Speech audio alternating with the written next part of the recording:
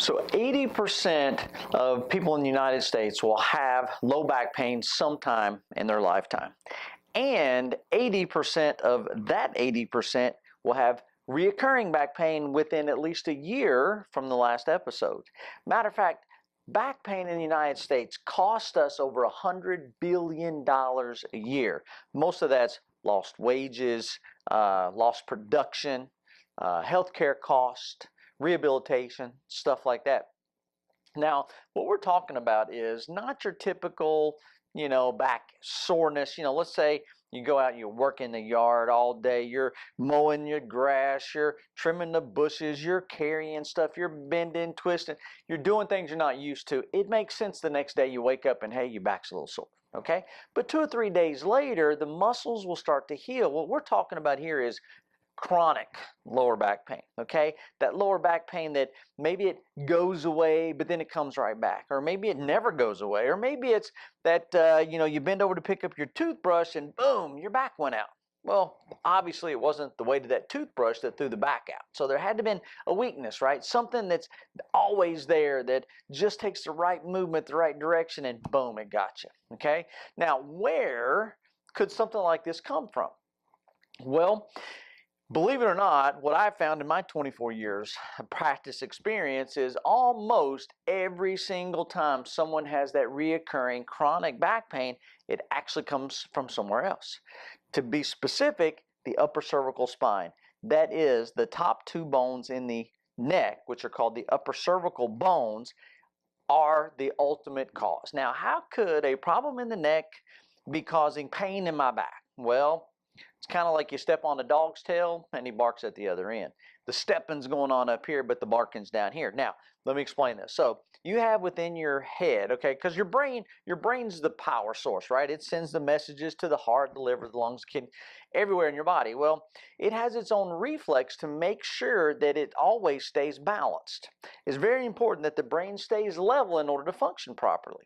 So if one of the upper 2 bones in the neck get a little bit out of alignment and cause the head to shift, so it goes from being level and balanced to being out of balance or misaligned, this bone shifted to the left, caused the head to turn, be out of balance. Now, the brain doesn't like that.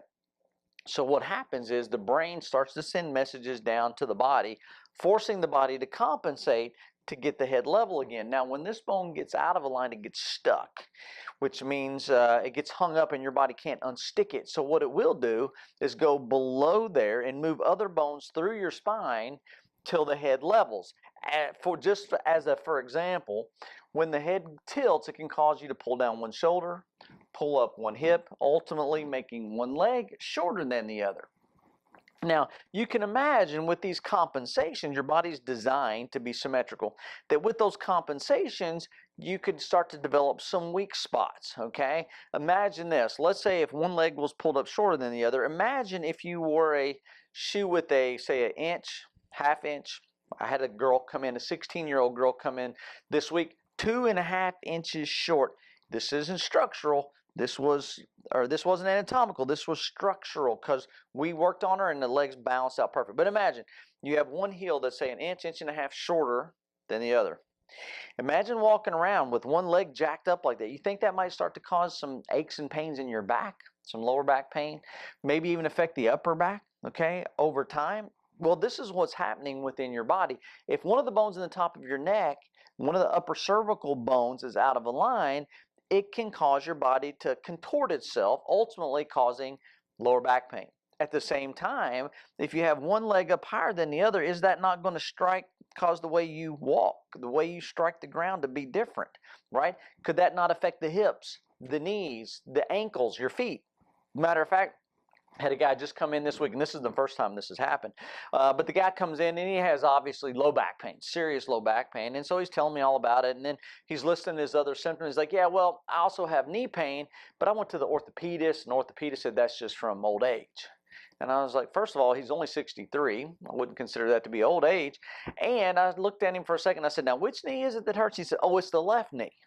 And I said, well, okay, well, how old's the right knee? I mean, if they're the same age, right? I mean, and if old age was the culprit, then they would both hurt, and everybody at 63 would have knee pain, right? So that's crap. The bottom line is his body had compensated so much that the knee, which normally would say sit like this, now is sitting like this, so it wears down prematurely. The same thing happens with your hips, with your feet, with your ankles, with the vertebrae in your spine. If your body's designed to live 125 years, your skeletal system should last you 200, as long as everything's straight and lined up the way it's supposed to and your weight's evenly distributed. It's kind of like your car.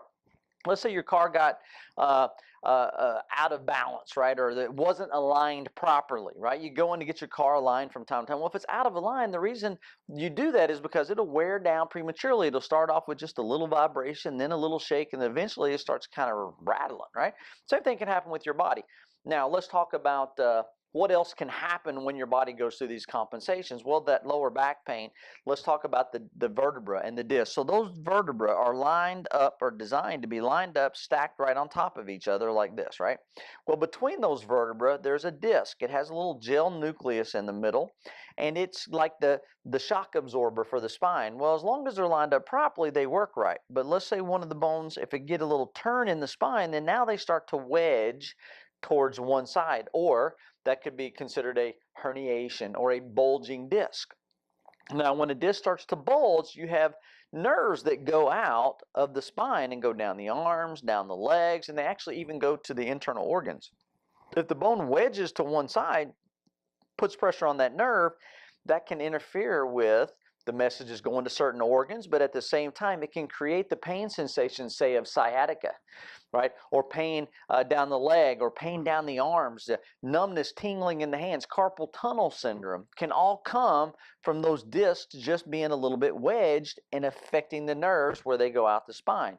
So if you have sciatica, or if you have neuropathies in the legs, arms, hands, it can quite literally come from one of these bones in the top of the neck being a little bit out of position and causing your body to compensate and create other problems down below there. Now, let's say you've gone to a chiropractor, right? And they've manipulated your back, and maybe it feels good for a little while, but it keeps coming back, and it feels good for a little while, it keeps coming back. Well, that's because they're addressing an effect and not the cause. They're making it feel better by realigning it, but then it eventually comes back out because it's compensating to what's going on at the top. So you have to figure out what's going on up here. Okay, what's causing your lower back pain? Now, one thing we didn't address, but I can tell you right now that the cause of lower back pain is not from a drug deficiency or too many body parts. So that means taking a medication has never, ever fixed back pain. Okay, it only numbs it up so you don't feel it. Then you go out and do things that your body's telling you not to do. That's what the pain was there for. Eventually, potentially causing a bigger problem, right? Maybe a ruptured disc, which the only way to correct that is through surgery. Which, of course, surgery should always be the last option, okay? Because when you cut stuff out, you can't put it back in. But if you can get it corrected naturally by addressing the actual cause, I think that should probably be your first priority. So, if you live in the Charlotte area, okay, let's say Matthews, Pineville, Fort Mill, Rock Hill, Gastonia, Belmont, Huntersville, Mount Holly, Cornelius, anywhere in the Charlotte area, give us a call.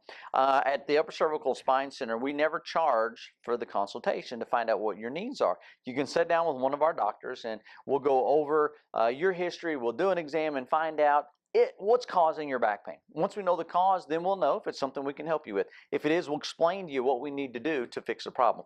If it's not something we think we can help, then we'll try to find another specialist who can. What do you have to lose, right?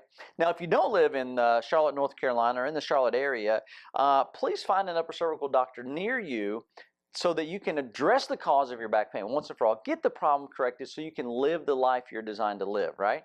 If you do live in the Charlotte area, like I said, you can give us a call at 704-588-5560. We'd be happy to set you up for that free consultation. Or you can check out our website, www.uppercervicalspinecenter.com.